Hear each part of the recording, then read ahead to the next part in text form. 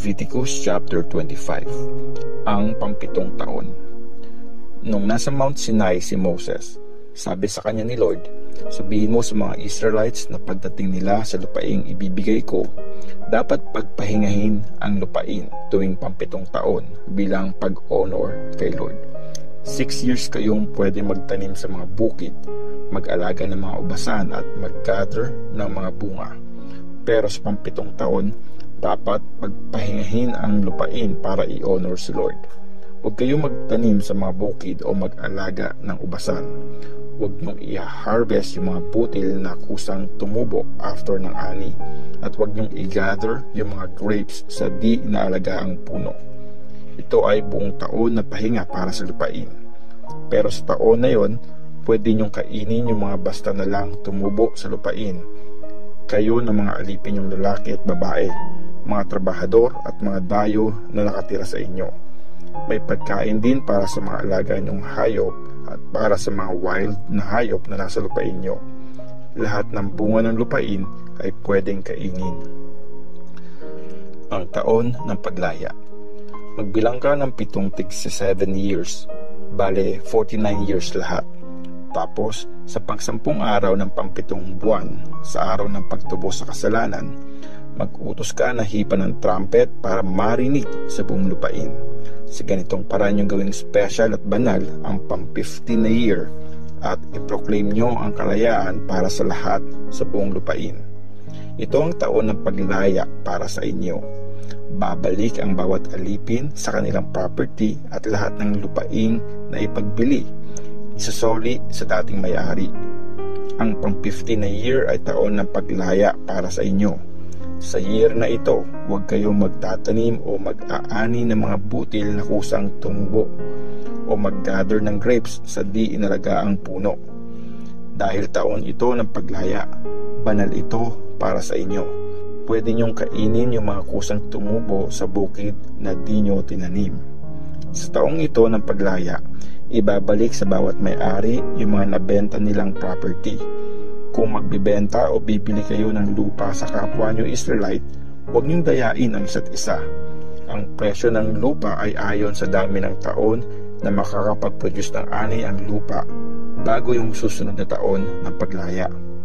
Kung marami pang taon, taasan nyo ang presyo, at kung konti na lang, babaan nyo. Kasi ang pinibenta ay yung dami ng ma-harvest. Huwag niyong dayain ang isa't isa. Matakot kayo sa inyong Diyos dahil ako si Lord, ang Diyos niyo. Blessing ng Diyos sa pampitong taon. Kaya sundin niyo ang mga instructions ko at gawin ang mga rules ko para mamuhay kayo ng maayos sa lupain. Mamumunga ang lupain at di kayo magkukulang sa pagkain. Mamumuhay kayo ng hindi nag-worry.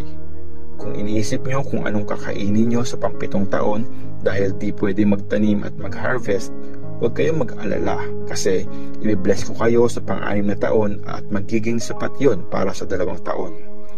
Pag nagtanim kayo sa pang-8 taon, yun ang mga hinarvest sa pang-6 na taon pa rin ang kakainin nyo. At may sapat kayong pagkain hanggang sa susunod na taon ng pag-ani.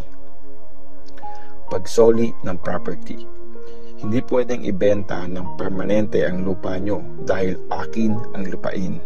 Mga dayo kayo at nakikitira at nakikisaka lang kayo. Pag nabili ang lupain, papayagan yung matubos yun ng dating may-ari. Pag meron kayong kapwa Israelite na maghirap at magbenta ng property, yung pinakamalapit niyang kamag-anak ang dapat tumubos nun. Pero kung wala siyang kamag-anak na tutubos doon, siya mismo ang tutubos nun pag yumaman na siya at meron ng pambayad. Ibabalik niya sa bumili yung halaga ng natitirang taon bago yung taon ng paglaya at mababalik sa kanya yung property niya. Pero kung wala siyang sapat na pantubos, mananatili yung property sa bumili hanggang sa taon ng paglaya. Sa year na yun, mababalik sa may-ari yung property. Kung may magbenta ng bahay na nasa loob ng city na napapalibutan ng pader, pwede niya yung tubusin sa loob ng 1 taon. Buong taon siyang may karapatang tubusin yon. Kung hindi niya yon matutubos sa loob ng 1 taon, magiging permanenteng pag-aari yon nung nakabili sa lahat ng generations niya. Hindi yon isusoli sa taon ng paglaya. Pero yung mga bahay sa mga city na hindi napapalibutan ng pader, ituturing yon na katulad ng bukid na pwedeng tubusin. Isusoli yon sa taon ng paglaya. Pero ang mga bahay ng mga Levites sa mga city nila, pwede nilang tubusin kahit kailan. Kung may Levite na hindi ginamit ang karapatan niyang tumubos, isusoli sa kanya yung binenta niyang bahay na nasa city nila sa taon ng paglaya. Kasi ang mga bahay na nasa city nila, yun ang parte nila sa bayan ng Israel. Pero hindi nila pwedeng ibenta ang mga bukid sa palibot ng mga city nila dahil sa kanila lang dapat yun forever. Pagpapautang sa mahihirap. At kung meron kayong kapwa Israelite na naghirap at di kayang suportahan ang sarili, kupkupin nyo siya at doon muna siya sa inyo gaya ng isang dayong nakikitara sa inyo. Huwag nyo siyang pautangin ng may interes o tubo. Instead, matakot kayo sa inyong Diyos at hayaan nyong mamuhay yung kapwa nyo kasama nyo. Huwag nyong tubuan yung perang ipapahiram o yung pagkain ibibenta sa kanila. Ako si Lord na inyong Diyos. Ako ang naglabas sa inyo sa lupain ng Egypt para ibigay sa inyo ang lupain ng Kanaan at para maging Diyos nyo. Paglaya ng mga alipin. Kung may kapwa ka Israelite na nakatira malapit sa iyo, tapos naghirap siya at binenta ang sarili sa iyo, huwag siyang pagtrabahuhin na parang alipin. Titira siya sa inyo bilang isang trabahador o dayong kasama nyo. Magsuserve siya sa inyo hanggang sa taon ng paglaya. Tapos, lalaya na siya sa inyo kasama ang mga anak niya at babalik sa sarili niyang pamilya at sa property nila. Kasi mga servants ko sila na nilabas mula sa Egypt. Di sila pwedeng ibenta bilang mga alipin. Huwag niyo siyang pagmalupitan. Matakot kayo sa inyong Diyos. Ang mga alipin yung lalaki at babae dapat manggaling sa mga bansa sa paligid nyo. Sa kanila kayo pwedeng bumili ng mga alipin. Pwede nyo ring bilihin bilang alipin ang mga dayong nakatira sa inyo at mga kamag-anak nilang pinanganak sa lupa nyo. Pwede nyo silang maging pag-aari. Pwede nyo rin silang ipamana sa mga anak nyo para maging property nila forever. Pwede nyo silang gawing alipin, pero yung mga kapwa nyo Israelite, hindi nyo pwedeng pagmalupitan. Kung may kasama kayong dayo na naging mayaman, tapos yung Israelite naman na nakatira malapit sa kanya ay naging mahirap at binenta ang sarili doon sa dayo o sa kamag-anak ng dayo, after mabili yung Israelite, pwede siyang tubusin ng isa sa mga kapatid niya. Pwede rin siyang tubusin ng tito niya, ng pinsan niya, o ng pinakamalapit niyang kamag-anak. O kung yumaman siya, pwede niyang tubusin ang sarili niya. Ang halaga ng pantubos ay ayon sa dami ng taon mula nung binili siya hanggang sa taon ng paglaya. Katumbas ng sweldo ng isang trabahador ang halaga ng pantubos sa kanya. Kung marami pang taon ang natitira, malaki ang halaga ng pantubos. Kung konting taon na lang ang natitira bago yung taon ng paglaya, maliit na lang ang babayaran. Dahil ibabase yon sa natitirang taong dapat pa niyang ipag-serve. Tuturing siyang trabahador sa time na pagsaserve niya, pero hindi siya pwedeng pagmalupitan. Kung hindi pa rin siya kayang matubos sa mga nasabing paraan, papalayain siya at ang mga anak niya sa taon ng paglaya. Dahil mga servants ko ang mga Israelites, mga servants ko sila na nilabas ko mula sa lupain ng Egypt. Ako si Lord na inyong Diyos. Leviticus chapter 26. Mga blessings sa pagsunod. Huwag kayong gagawa ng mga Diyos-Diyosan o magtatayo ng mga ribulto o estatwa. At huwag kayong maglalagay ng ribulto na gawa sa bato sa lupain nyo para sambahin, dahil ako si Lord na inyong Diyos. I-honor nyo ang Sabbath at igalang nyo ang lugar kung saan ako wino-worship. Ako si Lord. Kung mamumuhay kayo ayon sa instructions ko, susunod sa mga utos ko at talagang gagawin ang mga ito, Bibigyan ko kayo ng ulan sa panahon ng tag-ulan para sumagana ang lupain at mamunga ang mga puno sa bukid. Sa sobrang dami ng ani nyo, nag-harvest pa rin kayo ng butil pagdating ng harvest ng ubas at nag-harvest pa rin kayo ng ubas pagdating ng sunod na pagtatanim ng butil. Sasagana kayo sa pagkain at maayos na mamumuhay sa lupain nyo. Bibigyan ko kayo ng kapayapaan sa lupain. Makakatulog kayo ng walang takot. Aalisin ko ang mababangis na hayop sa lupain nyo at walang makikipaggera sa inyo. Hahabulin nyo ang mga kaaway at mapapatay nyo sila. Matatalo ng 5 sa inyo ang 100 at ng 100 ang 10,000. Matatalo nyo ang mga kaaway sa labanan. Ibibless ko kayo at bibigyan ng maraming anak. Tutuparin ko ang kasunduan ko sa inyo. Sa sobrang dami ng harvest nyo, di pa ubos yung unang ani, kailangan nyo nang magtapon para may paglagyan ng mga bago. Maninirahan akong kasama nyo at hindi ko kayo iiwan. Lagi nyo akong makakasama. Ako ang magiging Diyos nyo at kayo ang magiging bayan ko. Ako si Lord na inyong Diyos na naglabas sa inyo mula sa lupain ng Egypt para di na nila kayo maging alipin. Pinalaya ko na kayo, kaya makakalakad kayo ng taas noo. Mga parusa sa hindi pagsunod. Pero kung di nyo ako susundin at di nyo gagawin lahat ng utos ko, kung babaliwalain nyo ang mga instructions ko, at kung i-reject nyo ang mga rules ko at di gagawin lahat ng utos ko dahil doon, at sisirain ang kasunduan ko sa inyo, paparusahan ko kayo.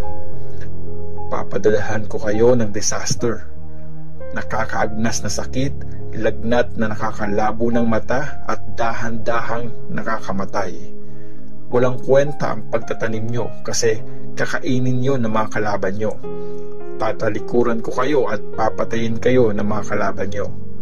Yung mga galit sa inyo ang maghahari sa inyo at tatakas kayo kahit wala namang humahabol sa inyo. At kung hindi nyo pa rin ako susundin pagkatapos ng mga ito, 7 times kong bibigatan ang parusa dahil sa kasalanan nyo. Sisirain ko ang pinagyayabang nyong lakas. Hindi ko papaulanin at magiging tuyot ang lupa na parang bakal. Walang kwenta ang pagod nyo kasi walang maaani sa lupain nyo at hindi mamumunga ang mga puno doon. Kung patuloy kayong lalaban at hindi pa rin kayo susunod sa akin, gagawin kong 7 times na mas matindi ang parusa sa inyo dahil sa mga kasalanan nyo. Magpapadala ko ng mababangis na hayop na papatay sa mga anak nyo. Uubusin nila ang mga alaga nyong hayop. Konti na lang ang matitira sa inyo kaya mawawala ng tao sa mga daan. At kung pagkatapos ng lahat ng ito ay hindi pa rin kayo babalik sa akin at lalabanan nyo pa rin ako, lalabanan ko rin kayo at ako mismo ang magpaparusa sa inyo ng 7 times dahil sa mga kasalanan nyo. Ipapalusob ko kayo sa mga kalaban nyo bilang parusa dahil sumira kayo sa kasunduan. At kahit magtago kayo sa mga city nyo, papadalhan ko kayo ng matinding sakit at mapipilitan kayong sumuko sa kalaban. Puputulin ko ang supply nyo ng pagkain, kaya 1 pugon lang ang paglulutuan ng 10 babae. Paghahatian ang tinapay at kakain kayo, pero di mabubusog. At kung pagkatapos nito, di nyo pa rin ako susundin at patuloy kayong susuway, lalabanan ko kayo sa sobrang galit at ako mismo ang magpaparusa sa inyo ng 7 times dahil sa mga kasalanan nyo. Sa sobrang gutom, kakainin nyo ang mga anak nyo at wawakasan ko ang sambahan sa matataas na lugar at sisirain ang mga altar nyong sunugan ng insenso. Itatapon ko ang mga bangkay nyo sa ibabaw ng mga Diyos-Diyosan nyong walang buhay. Mandidiri ako sa inyo. Wawasakin ko ng tuluyan ang mga city nyo at di na mapapakinabangan ang mga lugar kung saan kayo nag-worship at hindi ko tatanggapin ang mga offering nyo.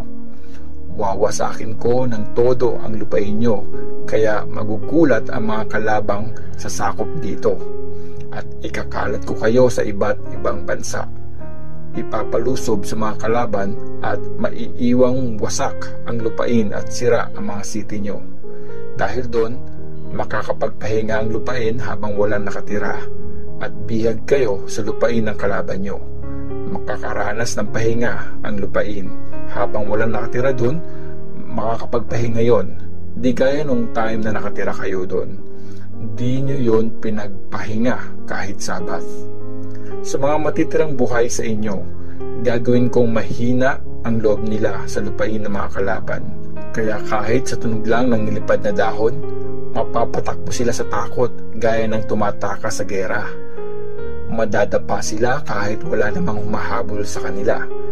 Madadaganan nila ang isa't isa sa pagtakbo na parang tumatakas sa gera. Kahit walang humahabol, madadaganan nila ang isa't isa sa pagtakbo na parang tumatakas sa gera kahit walang humahabol. At di nila makakayang lumaban sa mga kaaway. Mamamatay kayo sa lupaing hindi inyo at dun na malilibing. At ang mga matitirang buhay, dahan-dahang mamamatay sa lupain ng mga kaaway dahil sa mga kasalanan nila at unti-unti silang mauubos dahil sa kasalanan ng mga ancestors nila. Pero kung aamin sila sa kasalanan nila at ng mga ancestors nila sa pagtataksil at paglaban nila sa akin na naging dahilan ng paglaban at pagdala ko sa kanila sa lupain ng mga kalaban nila, at kung magpapakumbaba sila at pagbabayaran ang kasalanan nila, tutuparin ko ang kasunduan ko kay Jacob. Tutuparin ko rin ang kasunduan ko kay Isaac at ang kasunduan ko kay Abraham. At tutuparin ko ang promise ko tungkol sa lupain. Pero papaalisin ko muna sila sa lupain para pagpahingahin ito habang walang nakatira. At pagbabayaran nila ang mga kasalanan nila dahil tinalikuran nila ang mga rules ko at tinakwil ang mga instructions ko. Pero kahit na ganun, pag nasa lupain sila ng mga kalaban nila, di ko sila tatalikuran o i-reject. Di ko sila tuluyang wawasakin at sisirain ang kasunduan ko sa kanila. Dahil ako si Lord na Diyos nila. Tutuparin ko para sa kanila ang kasunduan ko sa mga ancestors nilang nilabas ko mula sa Egypt sa harap ng mga bansa. Ginawa ko yun para maging Diyos nila ako. Ako si Lord. Ito ang mga instructions, rules at kautusan na ginawa ni Lord na binigay niya kay Moses sa Mount Sinai para sa mga Israelites.